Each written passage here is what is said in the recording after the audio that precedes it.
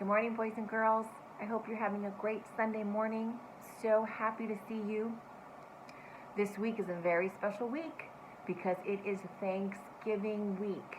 And we get to spend a day on Thursday with our loved ones and our close friends and family, eating a huge dinner of turkey and mashed potatoes and stuffing and gravy and corn and you name it, pumpkin pie, apple pie, so much food.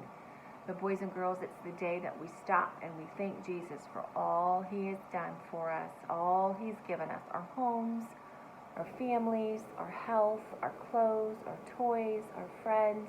Boys and girls, he's given us so much to be thankful for. And we want to thank our friends and our mom and our dad and our brothers and sisters for all that they are to us and the part that they play in our lives. That is so very important. So that's Thursday, so I hope you have a really great Thanksgiving. But today we're going to learn about the time when Jesus chose his disciples. Now, when I say the word disciples, those are the people, the men that Jesus spent the most time with here on earth. They were his tribe, his posse, his best friends.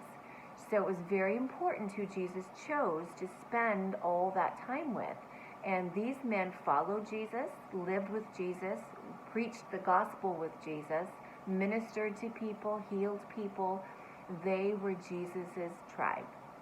Now, boys and girls, we all have our tribes, right? We have our besties. And it is important in our lives, too, about who we have as our best friends and who we spend so much time with. And so we're going to hear about a man named Simon that Jesus chose, but then he changed his name.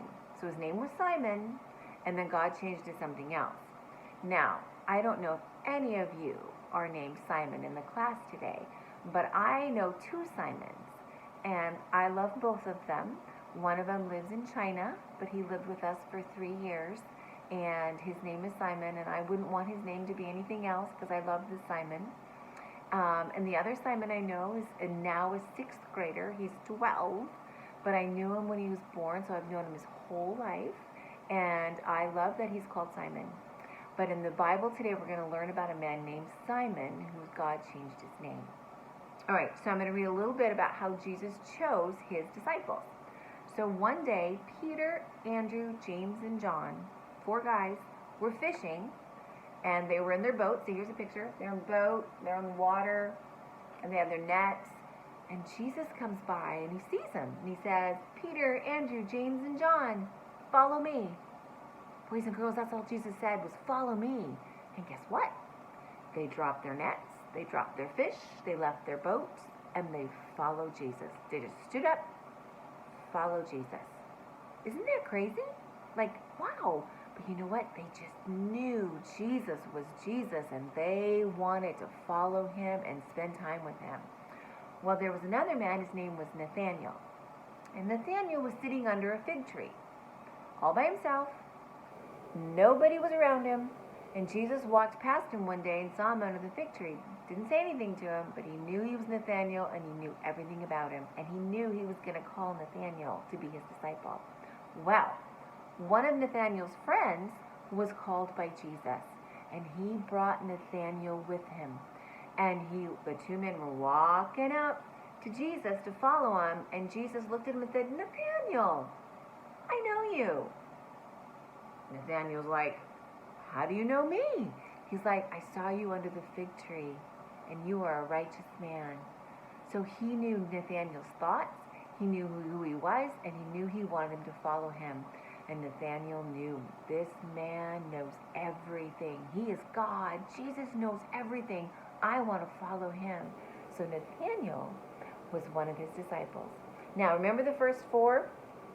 Well, one of them's name was Andrew. And Andrew had a brother named Simon. And when Jesus called Andrew to follow him, he said, I want to go tell my brother. So he went to Simon and he said, Simon, we found Jesus. We have to follow him. You have to come with me. So Simon followed his brother Andrew, and off they went to Jesus. And when they walked up to Jesus, Jesus said, oh, Simon, yes, you're the brother of Andrew. But you know what? We're going to call you Cephas. Jesus changed his name to Cephas. And you know what? Andrew, Simon, Cephas, follow Jesus.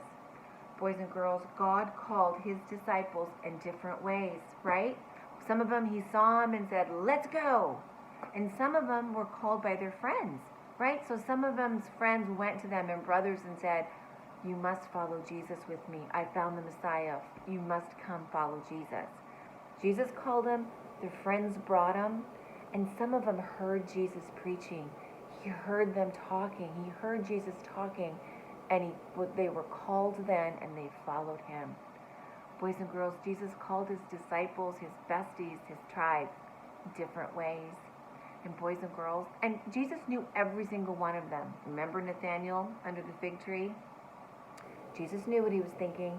Jesus knew what his life was about, because God knows everything about them.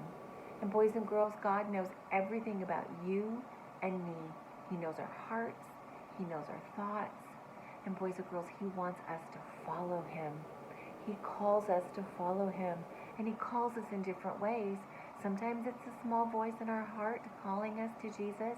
Sometimes it's a Bible lesson. Sometimes it's a story from your mom and dad from God's word.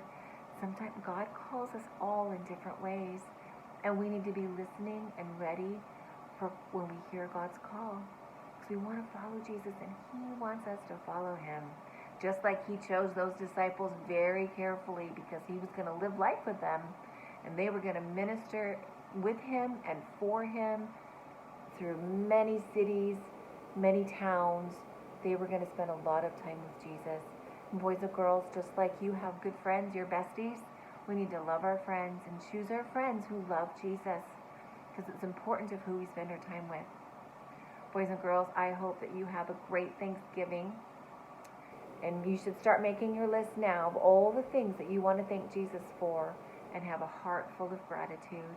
Just like Jesus had a heart full of gratitude for his disciples that he lived life with, we need to be super thankful for God for our friends, and that they love us, and that God knows our hearts and our minds, and be listening for Jesus' call. Boys and girls, have a great, great day, and we'll see you next week.